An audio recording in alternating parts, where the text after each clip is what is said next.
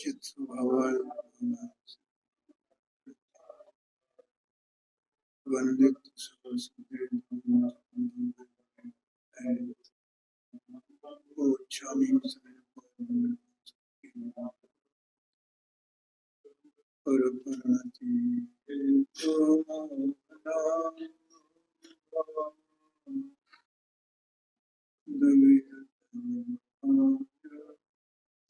व्याप्ति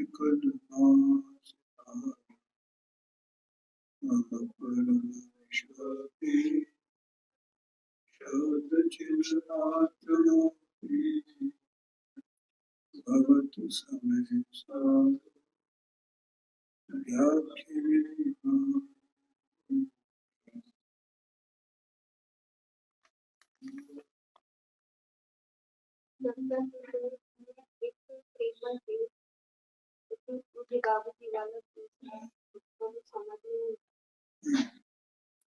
किताब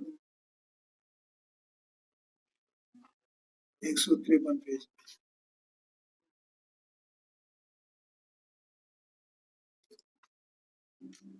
खोल लो।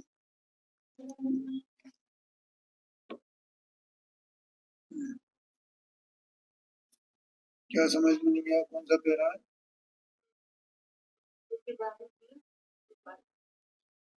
ऊपर वाला? हाँ ठीक है।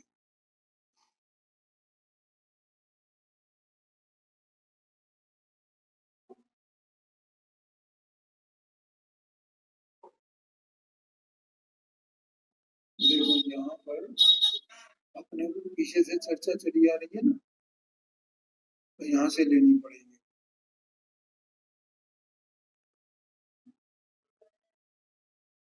एक ज्ञान और ज्ञेय की एकता 152 पेज पर पाणी जी निकाल लो। जानने वाला जानने वाला और जानने में आने वाला, ये दो पर्याय हैं या एक ही पर्याय है? ये तो अपन ने भी बीच में एक दिन प्रश्न उठाया, जानने वाला और जानने में आने वाला। तो ये कहा कि स्वयं एक ही पर्याय है, क्योंकि वहां दूसरा कोई है ही नहीं। तो एक ही पर्याय में जब कोई जानने वाला है तो फिर यहाँ जानने में आने वाला भी तो होना चाहिए ना। जानने वाला दूसरा तो है नहीं, और दूसरी पर्याय भी वहां नहीं आ सकती है उस समय में। दूसरे पदार्थ की बात तो बहुत दूर है, माने जानने में आने वाला और जानने वाला। देखो क्या है पांडे जी, ये मैंने पहले बताया है, पर्याय गुरुदेव सिंह ने बताया है। पर्याय अब वस्तु है ना, एक वस्तु की वस्तु जानन स्वरूप है, जानने का पिंड। उसकी जो पर्याय है वो जानने वाली है, जानने का कार्य करती है। अब वो पर्याय अपने स्वभाव को लक्ष्य करती है, आया कि नहीं आएगा? स्वभाव कहाँ है? उसी पर्याय में स्वभाव है ना। वो पर्याय अपने द्रव्य के साथ में ही अभेद है ना। और वो किसको लक्ष्य कर रही है? स्वभाव को। और स्वभाव तो त्रिकाल है ना, इसी का नाम द्रव्य का लक्ष्य करना है।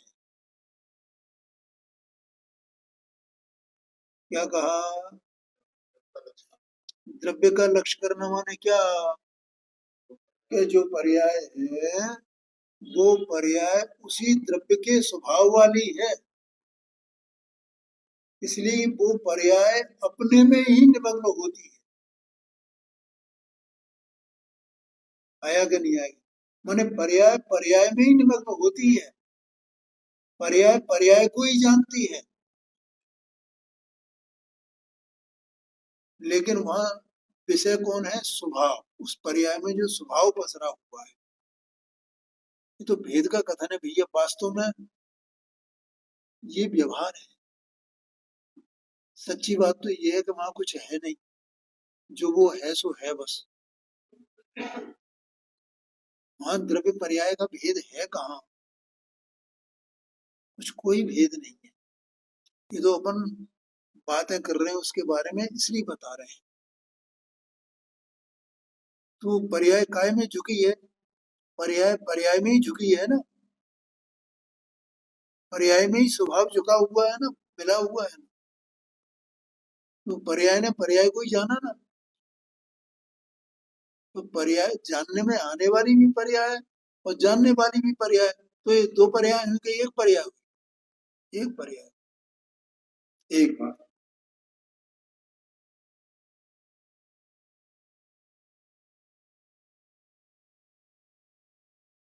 दूसरी पर्याय भी वहां नहीं आ सकती। अगला पैरा। इसलिए वो पर्याय ही जानने वाली है और वही जानने में आने वाली। देखो आ गई ना बात। इसे भी क्या? क्यों? अभी तो मैंने बोला था, ये तो व्यवहार है भाई। भेद कर दिया। क्या भेद कर दिया? कि पर्याय जानने में आ रही है, पर्याय जान रही है। वहां तो कुछ है ही नहीं। वो तो बस आनंद रूप परिणमन है बस वहाँ। आनंद आनंद आनंद बस। मैं आनंद हूँ। मैं ज्ञान हूँ ये भी छूट गया। मैं आनंद हूँ। जो आनंद है सो मैं हूँ। जो मैं हूँ सो आनंद है। ये है। और इसलिए गुरुदेव श्री ने सम्यक दर्शन का जो आत्मभूत लक्षण कहा ना, वो कहा सुख है। उसका सम्यक दर्शन का आत्मभूत लक्षण, अनुभूति का आत्मभूत लक्षण।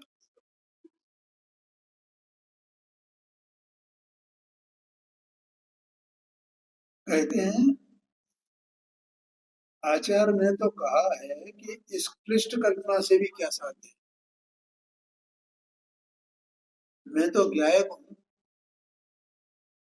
और वास्तव में तो आनंद है। ज्ञायक कहो आनंद का मोक्ष। तो क्या चिन्मात्र ही अनुभव में आ रहा है? पूज्य बाबू जी, नहीं। सोचने में नाम कुछ भी दें, क्योंकि नाम तो सब हैं उसके। चिन्मात्र कहो, ज्ञायक कहो, सुख कहो, वीर कहो, ये सब नाम ही उसी के तो हैं। लेकिन उसके भाव में फर्क नहीं पड़ना चाहिए। माने जो भाव माने वो जो वेदन हो रहा है, तो वेदन का विषय क्या है? उसको भाव। भाव माने चिन्मात्र। देखो चाहे जीव तत्व कहो, जीवाश्म का कहो, जीव पदार्थ कहो, कुछ भी कहो, लेकिन है तो वो चिन्मात्र। वस्तु क्या है? फिर मुमुक्षु बोलता है। और वो जो जानने वाला है वो सामान्य है। वो पर्याय का सामान्य है, ऐसा लेना है? ऐसा प्रश्न है यहाँ। जो जानने वाला है वो पर्याय का सामान्य लेना है। देखो अब यह सामान्य और विशेष को समझ लेना।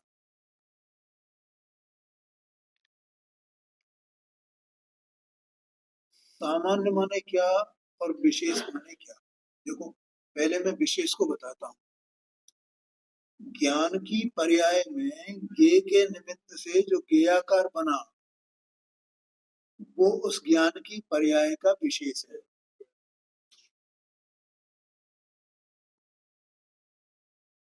आया कि नहीं आया ख्याल में? ठीक है। अच्छा, और जब ज्ञान की पर्याय माने वो जो विशेष बना, अब हम उस विशेष को छोड़ दें तो विशेष तो तात्कालिक है ना, उस समय होता है। तो उस विशेष को गौण करें तो वो सामान्य हुआ ना,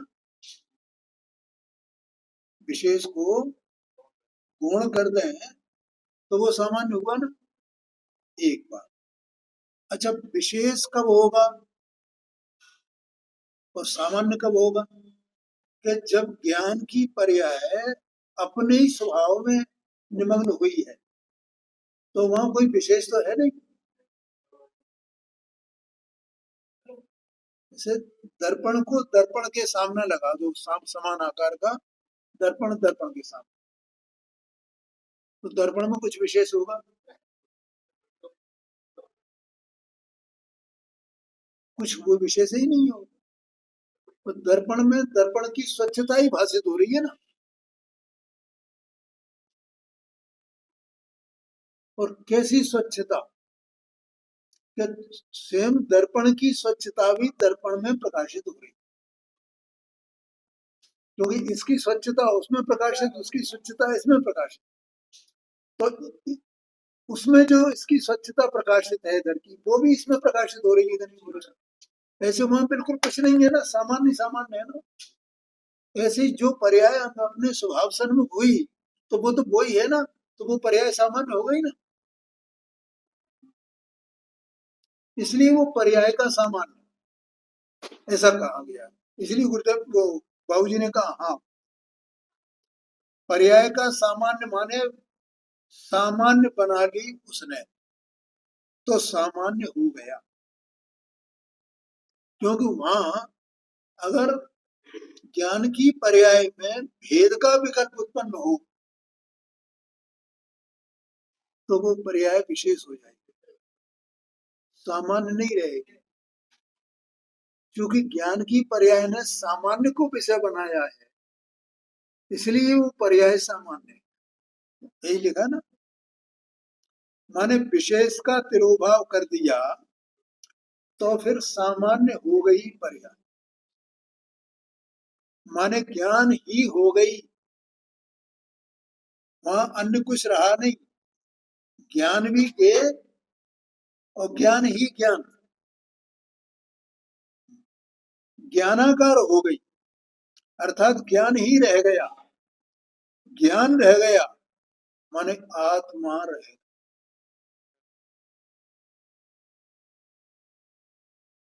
बोलो समझ में आया कि नहीं आया? आया कि नहीं आया?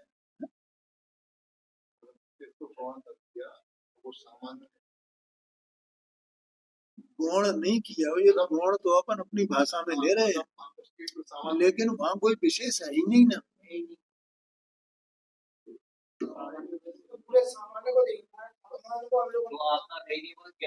विशेष माने समझ गया ना, मैंने विशेष क्या बताया था?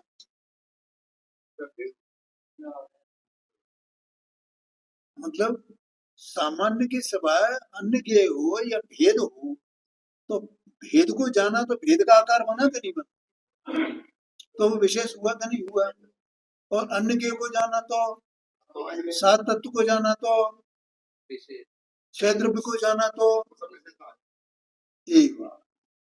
और जब ज्ञान की पर्याय आत्मा को जाना तो अपने आप तिरोहित हो गया ना वो, अब विशेष रहा कहाँ? ये बात है।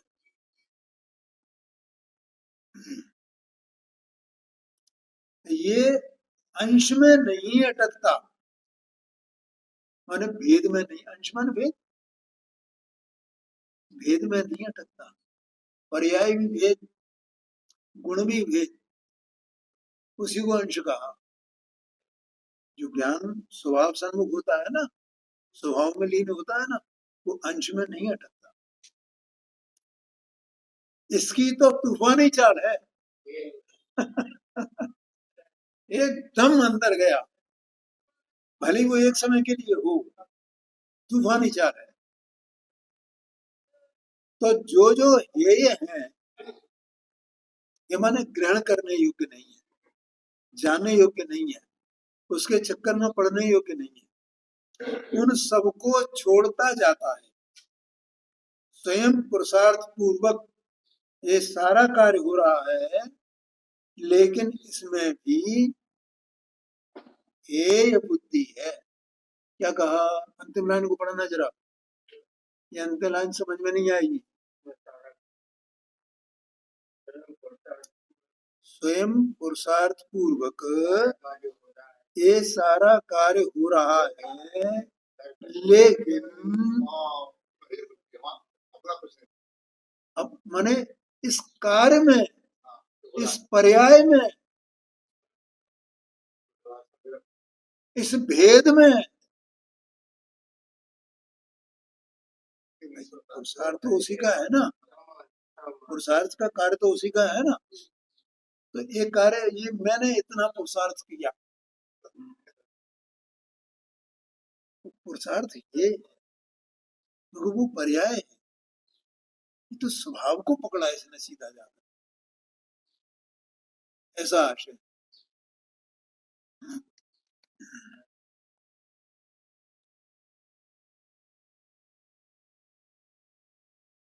हाँ पांडे जी, हो गया? और कोई बात?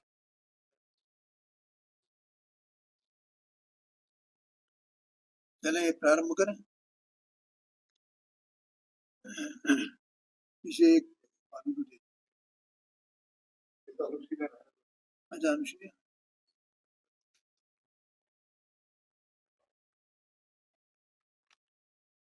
ये दे दो उनको पीछे, अब नहीं देख रहे पीछे, इन्हीं को दे दो, वो तो उधर तो है। देखो यहाँ पर 42 नंबर की कर्तृत्व शक्ति ये चल रहा है, और इसमें 517 पेज निकाल दीजिए आप इस पुस्तक में।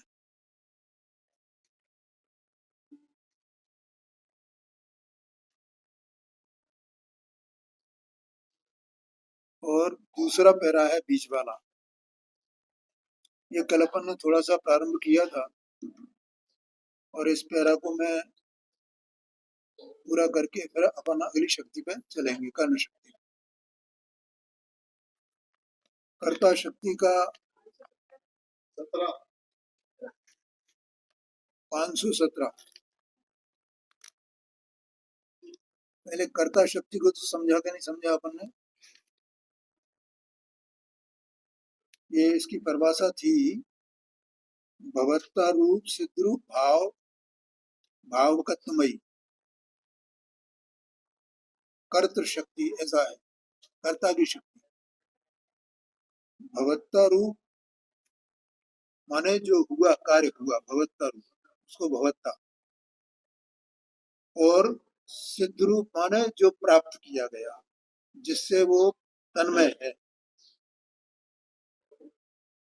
ऐसा जो भाव, उसके भावक बने, उसके भावक बने माने उस भाव का कर्ता वो भावक है। जैसे उत्पादक कहते हैं अपन, उत्पादक माने क्या? तो उत्पादन करने वाला, उत्पादक। किसान जो है अन्न का उत्पादक है। प्रदायक माने प्रदान करने वाला, ऐसा है ना माने। ऐसे भावक, तो भाव को उत्पन्न करने वाला, अर्थात भाव का कर्ता। ठीक है, आवाज समझ में आ रही है कि नहीं आ रही?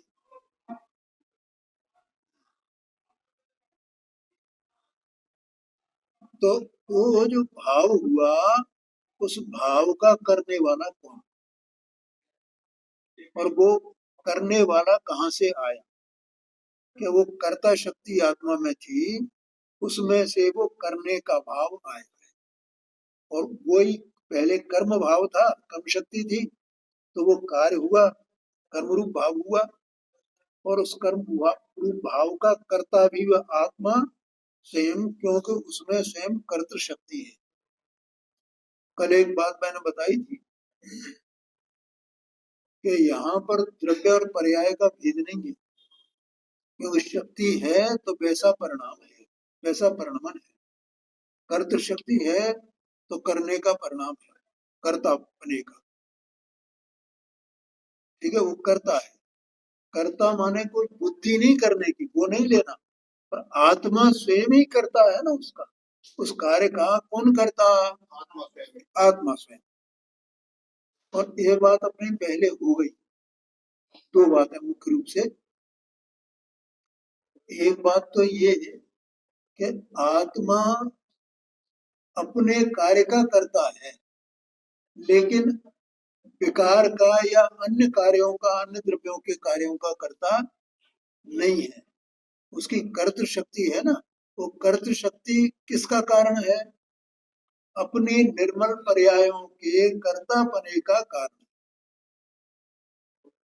ठीक है, लेकिन अन्य का कारण कर्तापने का उसमें नहीं है। एक बात। दूसरी बात कि अपने कार्य का कर्ता आत्मा स्वयं ही है, उसमें किसी परद्रव्य को कोई दूसरा उसका कर्ता बने या पंच महाभूत आदि के विकल्प उसके कर्ता हो या कुछ अंश में करता हो, कुछ परसेंटेज में करता हो, ऐसा नहीं है। पूरी तरह बिल्कुल आत्मा ही स्वयं अपनी निर्मल पर्यायों का करता है। ठीक है, अब यहाँ देखो, अब 517 पेज पर दूसरा पैरा, यहाँ लिखा है स्वाधीन रूप से परिणमित हो वह कर्ता। स्वाधीन रूप से माने अभी जो मैंने बताया, अकेला, बिना किसी के सहारे। क्या कहा? तो आत्मा अकेला ही उस कार्य का करता है कि कोई दूसरा उसका सहयोग करता है? तो कोई करता नहीं। इसलिए यहाँ स्वाधीन रूप से का अर्थ ये है, दूसरे का सहारा नहीं है। देखो, जैसे कोई अशक्त पुरुष होता है चलने फिरने में, तो वो क्या करता है? लाठी के सहारे, दूसरों के सहारे से ऐसे चलता फिरता है ना। तो ऐसा वो अपना चलने फिरने का कार्य दूसरे के सहारे से करता है। ऐसे जो आत्मा सत्स्वरूप चैतन्य स्वभावी ऐसा पूर्ण स्वतंत्र पदार्थ है ना, सत्स्वरूप अनंत शक्ति वाला है ना, तो वो अपना कार्य किसी अन्य का सहारा लेकर के करे। कि वो पूरी तरह स्वाधीन रूप से ही अपना कार्य करता है। उसमें वो समर्थ है कि नहीं है, उसकी सामर्थ्य को बताते हैं कि आत्मा पूरी तरह स्वाधीन रूप से अपने कार्य का करता है। आत्मा का स्वाधीन परिणमन तो एक बात होगी। दूसरी बात, इस आत्मा का स्वाधीन कार्य क्या है? आत्मा का स्वाधीन कार्य क्या है? देखो, ये कल भी बताया था, सम्यक दर्शन ज्ञान चारित्र, ये आत्मा का स्वाधीन कार्य है। बोलो भैया, समझ में आया ना बात? ये देह का जो क्रियाकांड है ना, और ये जो शुभ भाव है ना, ये शुभ भाव आत्मा के इस स्वाधीन कार्य में बिल्कुल रंच मात्र भी उसमें वो नहीं है, कोई सहयोग नहीं है उनका। और विकार तो पराधीन परिणमन है। यहाँ का विकार कैसा है? समझ में आया कि नहीं आया? देखो, कभी विकार को भी स्वाधीन कहा जाता है, मैंने कल ये बात बताई थी, याद है? पर से वो मन तोड़ने की। हाँ, आत्मा जो तो शुभ भाव या अशुभ भाव, पुण्य भाव, पाप भाव रूप जो परिणमित हो रहा है अज्ञानी का, तो वो किसी दूसरे के सहारे से हो रहा है, दूसरा उसका कुछ करता है, कर्म करता है, कि वो करता नहीं। ये स्वाधीन रूप से, मतलब अज्ञान रूप भी ये परिणमित होता है, तो स्वाधीन रूप से होता है, अन्य करता नहीं। एक बात। दूसरी बात, जो साधक जीव है, तो साधक जीव के भले ही मोक्ष मार्ग के दौरान शुभ या अशुभ विकल्प रहे, ठीक है, लेकिन उसके अभिप्राय में से उनका कर्तापना छूट गया है ना। क्या कहा? उसका कर्तापना छूट गया है अभिप्राय में से। क्यों, कैसे छूट गया है? क्योंकि उसने ये कर्तृत्व, कर्मत्व इत्यादि ये जो शक्तियों का पिंड आत्मा है ना, उस आत्मा को, अपने को पूरा सामर्थ्य संपन्न जाना है, और मैं अपना कार्य करने में स्वयं समर्थ हूँ, और मेरा कार्य क्या है ये वो भली भांति जानता है, और ये रागादिक भाव ये मेरे कार्य नहीं, ऐसा जान गया है ना। इसलिए उसके अभिप्राय में से सब छूट गया है ना। अब वो भले ही युद्ध में भी खड़ा हो, तो भी वो उस युद्ध के भाव का, उस परिणाम का वो करता नहीं। क्या कहा? हाँ जी, हाँ जी। जब ये रामचंद्र जी की सगाई नहीं हुई थी सीता जी के साथ में, स्वयंवर नहीं हुआ था, तब ये राजा जनक और ये राजा दशरथ, ये दोनों मित्र थे। तो राजा जनक के राज्य में कुछ उपद्रवियों ने उपद्रव कर दिया, कुछ मिलेच्छ लोगों ने उनके राज्य को घेर लिया बहुत। तो वे असमर्थ थे उनका मुकाबला करने।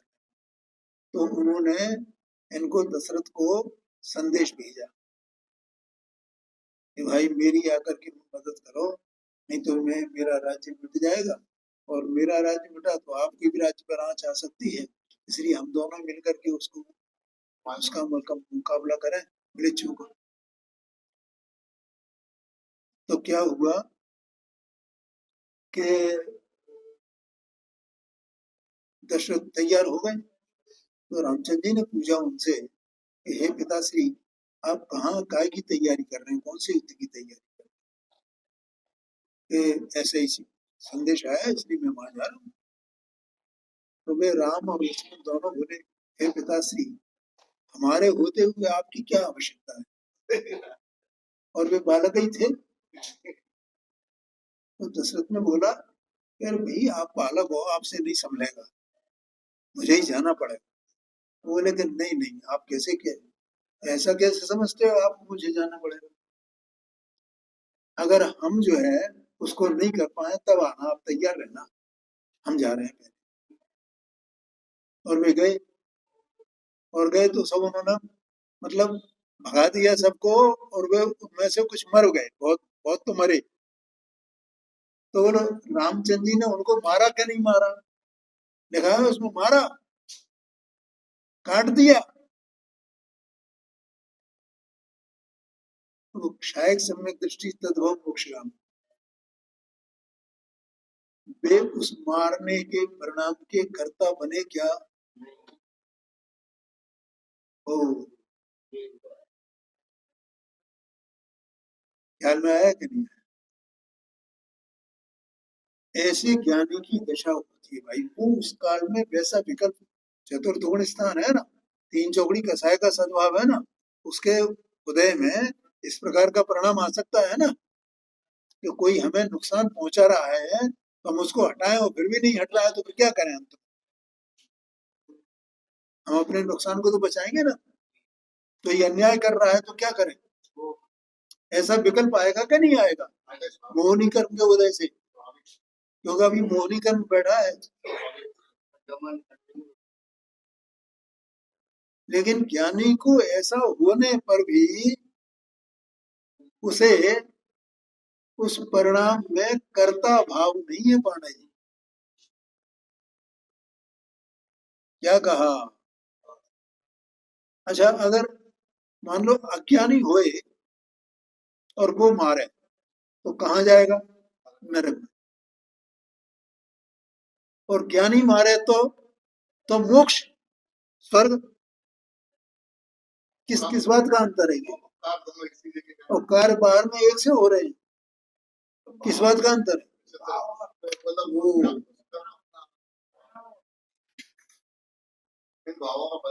हाँ जी, हाँ जी। वहाँ अभिप्राय नहीं रहा, चेतन वस्तु अंदर में है, वो जान गई है वो अपने में कि मैं क्या हूँ, मेरा कार्य क्या है। और ये विकार रूप जो कार्य है, पुण्य के भाव और पाप के भाव, ये मेरे कार्य नहीं है। इसलिए वो वहां पर विरत है उनसे भावों से।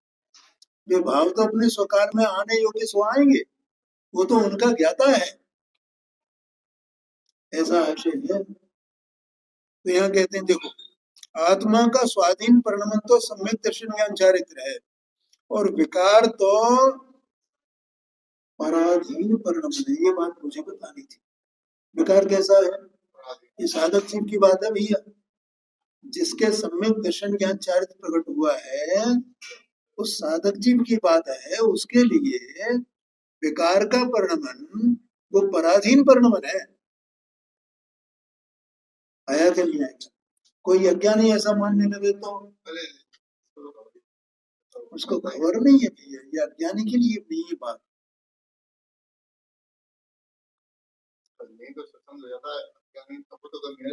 हाँ जी, हाँ। स्व के अधीन होकर स्वाधीन रूप से अपने सम्यक दर्शनादि को करे, ऐसी कर्तृत्व शक्ति वाला आत्मा है। स्वाधीन होकर के करे, अपने कार्य को करे, सूक्ष्म बात है। जैसे कि वो करता तो नहीं उन भावों का, तो निंदा ग्रह की होती है। मोह को अपना मानना है ना, वो उसका निंदा ग्रह करता है कि मोह मेरा सब तो निंदा ग्रह उसी की हुई ना, ये मोह के आवेश में आके मैंने ये कर दिया, तो मोह में अपनापन नहीं कर रहा हूँ। मोह में अपनापन नहीं कर रहा, जैसे कि उसने युद्ध कर रहा है। समझ रहे भैया इनका प्रश्न है?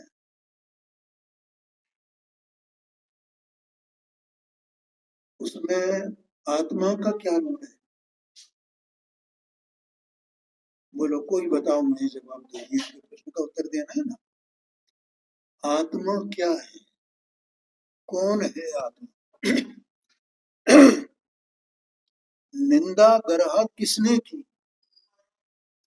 आत्मा ने की है कि आत्मा ने निंदा ग्रह को जाना है?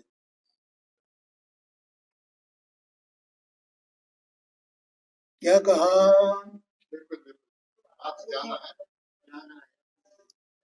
जो निंदा ग्रह करेगा, करने वाला परिणाम है, तो वो परिणाम शुभ है कि अशुभ है? बोलो बोलो भैया, ये मैं ये मैं पूछ रहा हूँ। पांडे जी जरा ध्यान से सुनना, बढ़िया प्रश्न है इनका, बहुत गहरी बात है। निंदा ग्रह करने का परिणाम शांति से शुभ है या अशुभ है? शुभ है। और जिसकी निंदा ग्रह की जा रही है, वो परिणाम शुभ है क्या अशुभ है? ठीक है। दोनों ही परिणाम विकारी हैं कि अविकारी हैं? हैं? आत्मा क्या कर रहा है उसमें?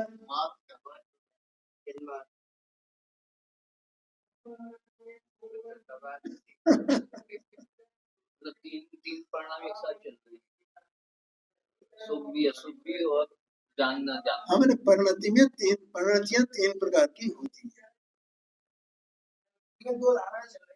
हाँ जी, हाँ जी, ये पिताजी का बस संक्षेप आगे समझ में लिया, कोई चिंता की बात नहीं। निंदा ग्रह तो की ना, निंदा ग्रह तो की ना, तो रामचंद्र जी निंदा ग्रह की क्या नहीं की? लेकिन रामचंद्र जी अपने में क्या अनुभव करते हैं, मैं कौन? ये बात है।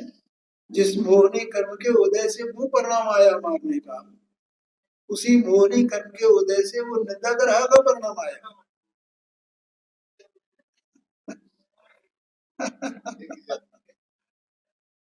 है? ये दोनों की एक ही जाति है। हाँ, क्या मार्ग है?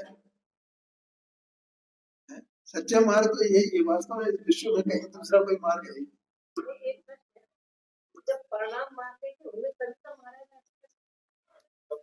हाँ बिल्कुल बिल्कुल बिल्कुल, बिना मारने के परिणाम की कैसे होगा?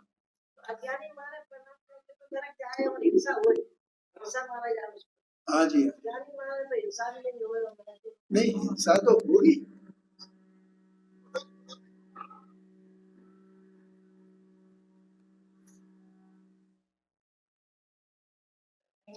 देखो हिंसा तो होगी, वहां द्रव्य हिंसा भी होगी और भाव हिंसा भी, क्योंकि मारने का परिणाम हुआ राग, राग हुआ तो भाव हिंसा हुई, और वो मरा तो वो द्रव्य हिंसा हुई। ठीक है, तो लेकिन अंतर किस बात का, ज्ञानी और ज्ञानी का? मैं करता नहीं,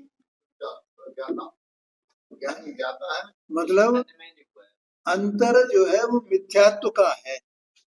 एक कर्ता बनकर के मारता है और एक कर्ता बने बगैर मारता है, तो ये मिथ्यात्व का ही मूल अंतर रहा ना। बाहर की क्रिया तो सब एक जैसी रही ना, परिणाम भी एक जैसे रहे। और ये लिखा है उसमें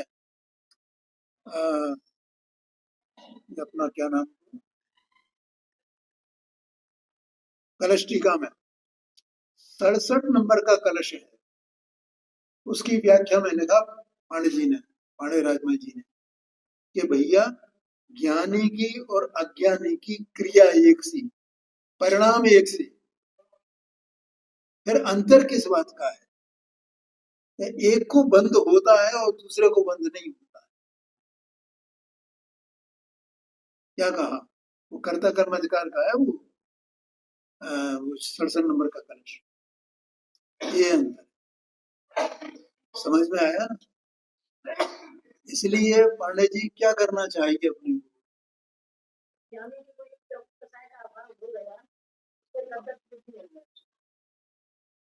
मिथ्या, मूल में मिथ्या तो लेना, एक चौकड़ी कसाय तो उसके साथ में है।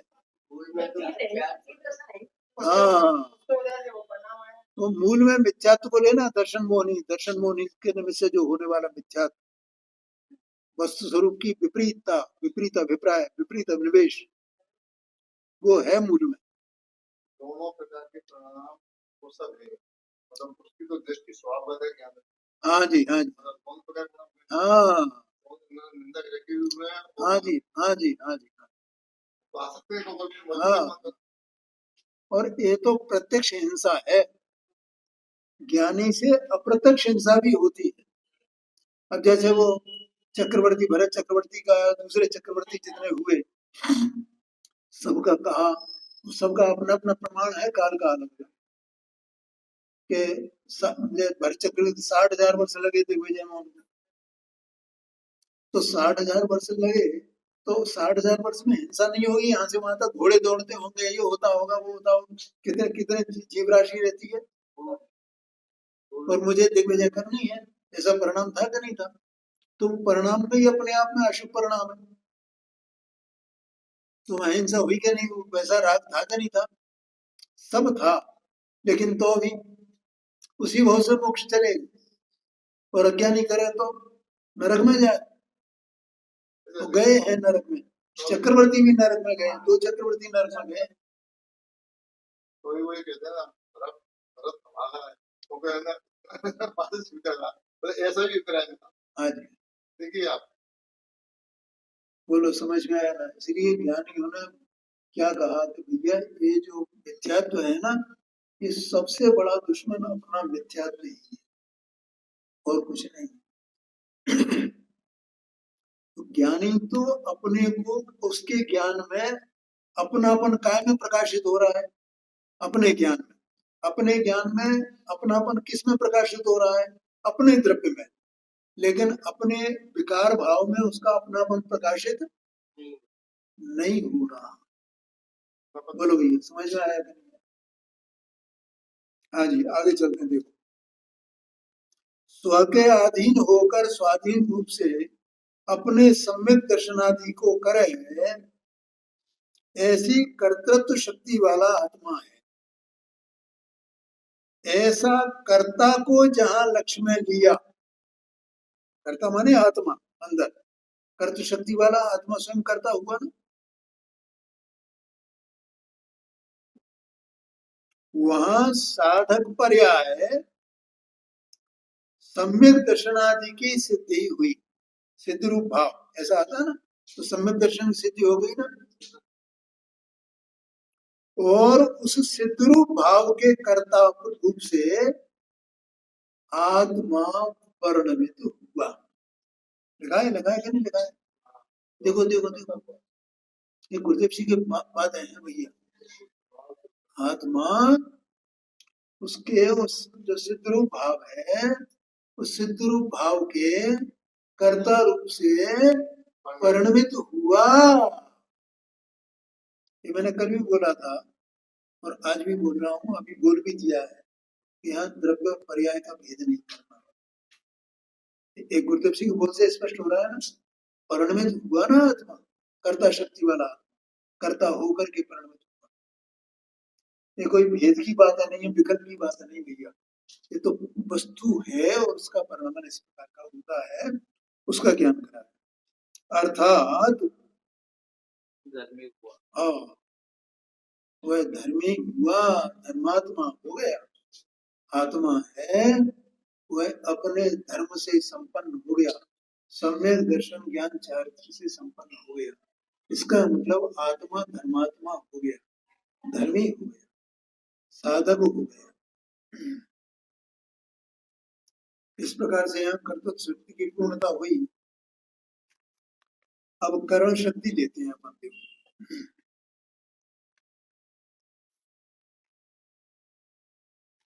करण शक्ति है 521 पेज पे लिखा, भवत भाव भवन साधक तमत्वमयी करण शक्ति। भवत भाव भवन माने होने योग्य जो परिणाम, उस परिणाम का होना, जो परिणाम होता है, होने वाला परिणाम। भाव माने परिणाम और भवत माना उत्पन्न हुआ, जो परिणाम उत्पन्न हुआ, जो कार्य उत्पन्न हुआ, उस कार्य के भवन माने होने में। साधक तमत्वमयी, साधक तमत्वमयी माने साधकतम रूप से। देखो कोई कार्य होता है ना, तो हमेशा कार्य के होने में कई कारण होते हैं। बोलो समझ में आया कि नहीं? थोड़ा बारीकी से कभी विचार करना। जब भी कोई कार्य होता है तो उस कार्य में कई कारण होते हैं पांडे जी। एक कारण नहीं होता। अब जैसे अपना यहाँ ये कार्य चल रहा है, तो आप लोग आए, तो आप लोगों का यहाँ बैठना, आपका फिर बैठ करके फिर आपकी ये अभिलाषा होना कि हमें कुछ सुना है, फिर वहां पुस्तक का उपस्थित होना,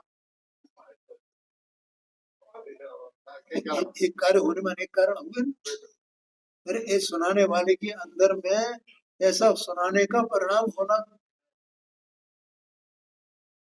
ठीक है, तो जो कारण होते हैं उन्हें साधन कहा जाता है, साधक कहा जाता है, उस भाव को साधने वाले। ठीक है, उस साधने वाले भाव को ही यहाँ पर करण ये उपाधि दी गई। लेकिन उन कारणों में एक कारण मुख्य होता है, और जो मुख्य कारण हो वो साधकतम आया कि नहीं आया। और वो साधकतम कारण क्या होता है, जो उपादान होता है। ठीक है, तो वो साधकतम कारण है। इसलिए उस भाव के होने में जो साधकतम है, माने उसके बिना कार्य नहीं हो सकता है।